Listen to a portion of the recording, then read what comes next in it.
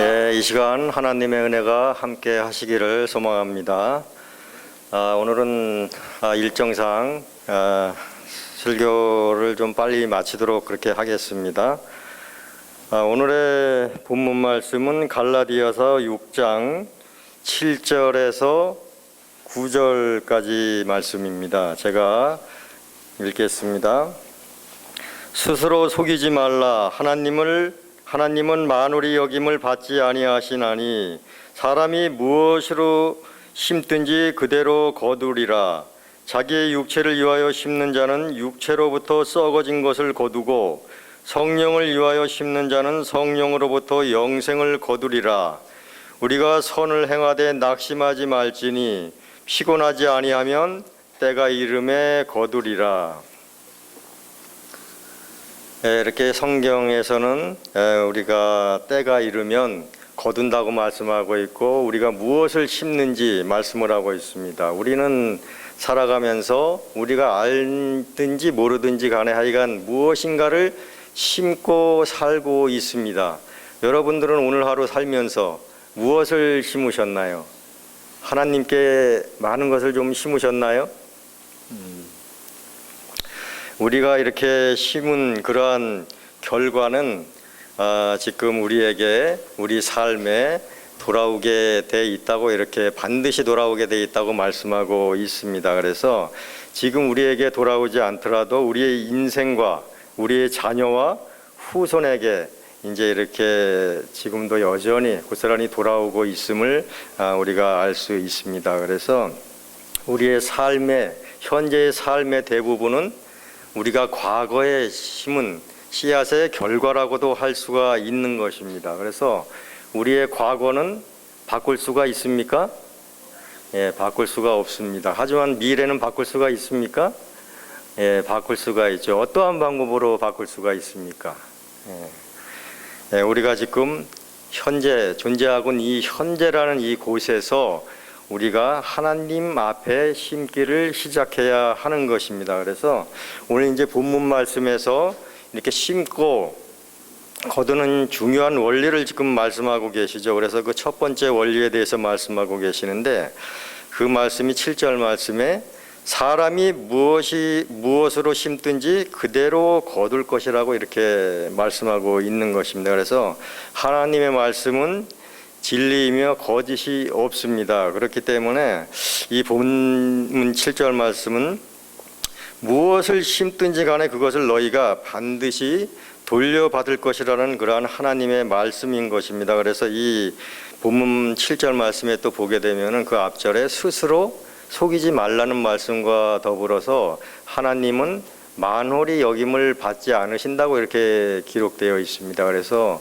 만홀히라는 단어를 이제 성경 주석에서 찾아보니까 업신여기다, 멸시하다, 이제 그러한 뜻이 있더라고요. 그래서 이 말씀을 우리가 이제 어떤 내용인가 이렇게 보니까, 너희가 그러니까 육체를 위해서, 너희를 위해서 심어 놓고는 마치 영생의 영원한 열매를 맺을 것처럼 자기 자신을 스스로 속이고 가는 사람들에 대해서 이제 이렇게 말씀하시고, 하나님께서는 그런 사람들에게 결코 멸시당하지 않으시겠다고 이렇게 말씀하고 계십니다. 그래서 하나님께서는 그러한 행동을 하는 사람들을 묵고하지 않겠다라고 이렇게 말씀하고 있습니다. 그래서 진짜 하나님은 이렇게 무엇을 심든지 그것을 그대로 거두게 하시는 분인지 우선 성경 말씀을 통해서 한번 알아보도록 하겠습니다.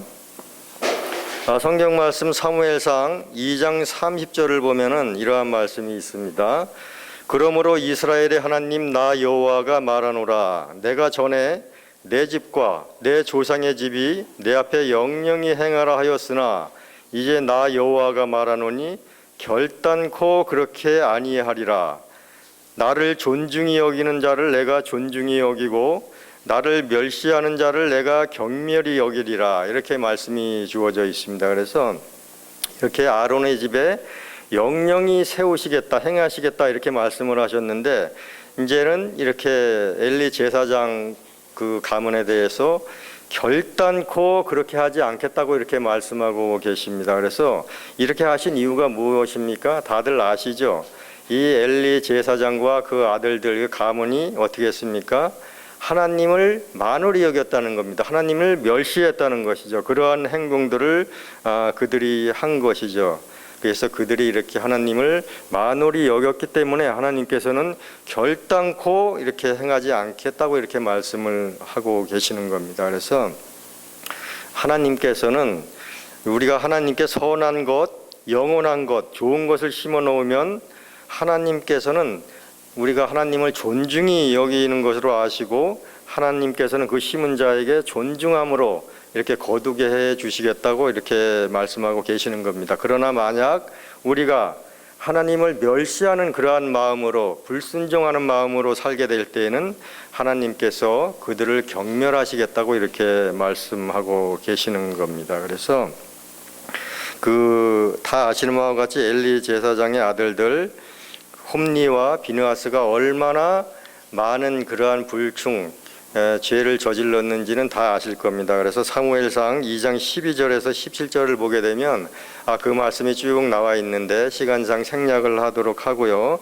거기에 보면 이제 이 두 아들이 홈니와 비느하스가 이제 하나님만이 가지시는 그러한 귀한 제물들을 세살 갈고리라고 돼 있죠. 세살 갈고리로 이렇게 찍어서 이렇게 탐했을 뿐만이 아니라 이 좋은 것을 하나님께 드리기로 한 것을 이렇게 스스로 가져가는 그러한 모습들을 우리가 성경을 통해서 알 수가 있습니다. 그래서 부조와 선지자에서는 이렇게 기록이 되어 있습니다. 그들은 저희가 좋아하는 부분은 무엇이든지 달라고 고집했으며 주지 않겠다고 하면 위협과 폭력으로 빼앗아 갔다고 이렇게 기록되어 있습니다. 그래서 성경에는 그를 불량자라고 이렇게 말씀할 뿐만이 아니라 이 소년들의 죄가 여호와 앞에 심히 컸다고 이렇게 기록되어 있습니다. 그래서 그렇게 불충을 했던 그들이 어떻게 죽었는지, 그들이 죽은 내용이 성경에서는 이렇게 자세하게 기록합니다. 어떻게 기록을 해두었냐면 홈니와 비느하스가 어떻게 죽었죠? 블레셋과의 전쟁에서 둘 다 죽게 되죠. 근데 그들이 죽기 전에 하나님께서는 사무엘상 2장 34절에서 이렇게 말씀하십니다. 내 두 아들 홈니와 비느하스가 한날에 죽으리니 이렇게 말씀을 하셨는데 죽으리니 이 단어는 죽었다는 얘기인가요? 앞으로 이런 일이 일어날 것이다 라는 그러한 경고를 하고 계시는 것이죠. 그러니까 미래에 이런 일이 일어날 것이니까 이제 주의를 하라, 되돌아오라 이런 뜻이 주어져 있죠. 그래서 이제 재림교회 주석을 보게 되니까 이런 말씀이 있어요. 그들의 미래를 가린 휘장을 하나님께서는 옆으로 제치셨다 이렇게 기록이 되어 있어요. 그래서 그들이 미래를 가렸던 휘장이 잠시 제쳐졌다. 왜 그렇게 제치셨냐 하면은 그들이 악한 길에서 돌아오기를 바라셨다는 것입니다. 근데 그들이 어떻게 했습니까? 돌아오지를 않고 자신들의 자유의지를 통해서 너무 멀리 감으로써 이렇게 죽음을 맞이할 수밖에 없었던 것입니다. 그래서 우리 사람 너무 연약합니다. 우리 모두 실수할 수 있습니다. 하지만 우리가 실수했을 때 이제 우리가 이렇게 하나님께로 돌아가는 것, 하나님께서는 우리를 너무나 사랑하시기 때문에 우리의 죄를 통해서 우리를 죽기를 바라시지는 않아요. 우리가 죄를 지었을 때 우리가 회개하고 돌아오기를 바라시는 그러한 마음을 여기서 우리가 볼 수가 있습니다.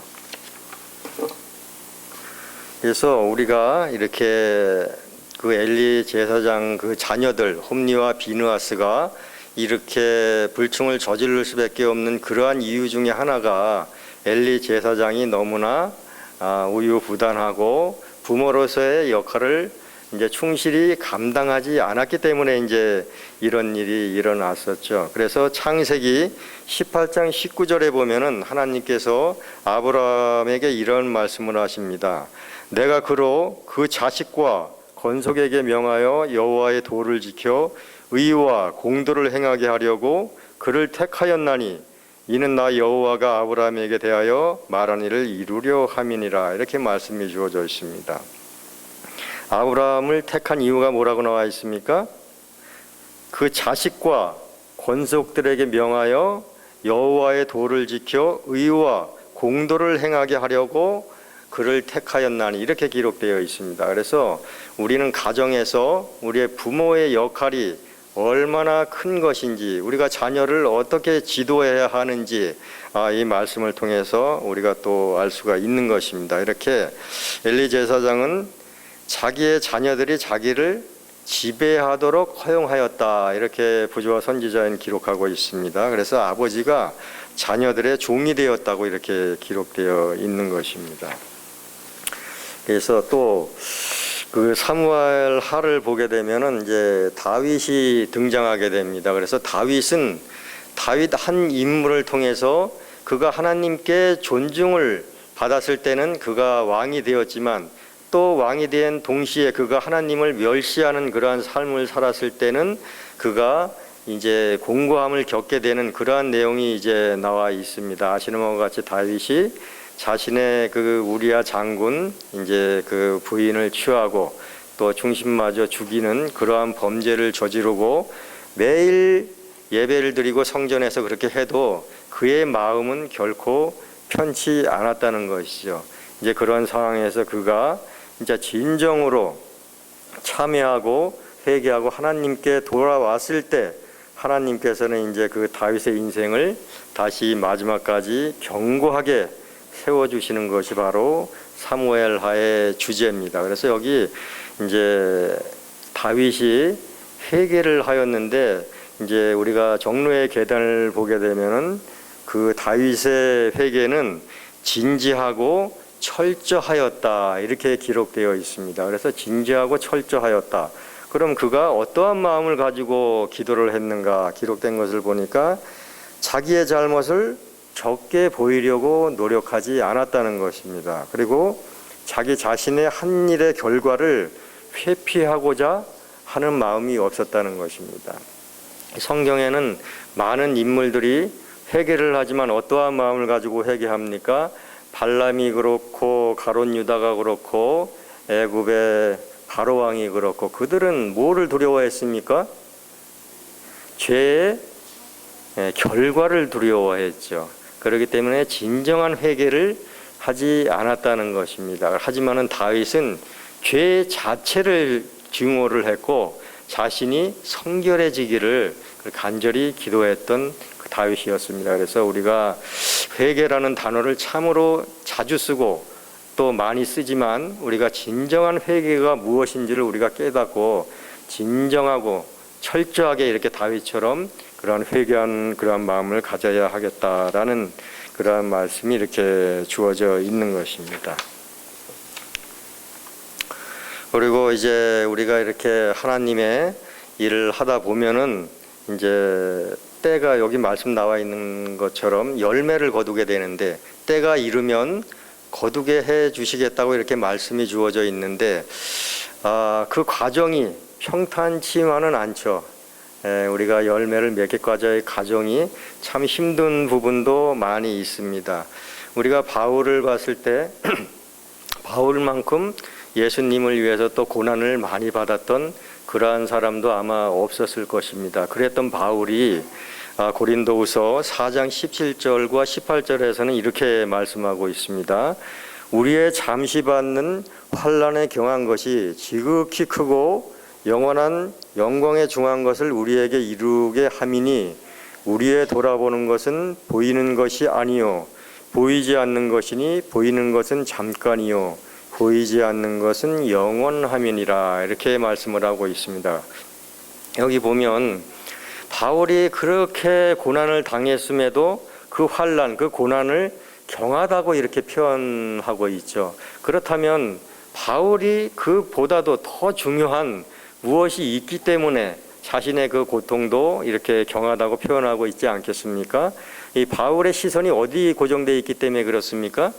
네, 바울의 시선이 바로 하늘에 고정되어 있기 때문에 이렇게 말할 수가 있는 것입니다. 그래서 우리에게 시련이 닥쳐올 때 우리도 우리의 시선을 어디에 두느냐에 따라서 보이는 것, 이 세상, 잠시 스쳐가는 이 세상에 우리가 시선이 고정되어 있을 때는 우리가 우리 환난을 참 견디기가 어려울 것입니다. 하지만은 우리가 인내와 소망으로 하늘을 바라볼 때 우리는 이렇게 시련을 감당할 수 있는 그러한 마음이 이런 말씀을 통해서 생길 것이라고 이렇게 말씀하고 있는 것입니다. 그래서 지금 시간이 없어서 제가 조금 빨리빨리 넘어가고 있습니다. 그래서 우리가 이렇게 공간의 때를 이름은 거두겠다고 하셨는데, 때에는 아시는 바와 같이 이제 공간의 때와 시간의 때가 있습니다.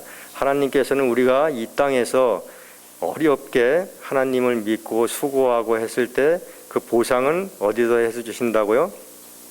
하늘나라에서 해주신다고 이렇게 말씀하고 있어요. 그래서 우리가 이 땅에서 수고하고 보상은 하늘나라에서 받는다. 즉 공간이 틀리다는 것입니다.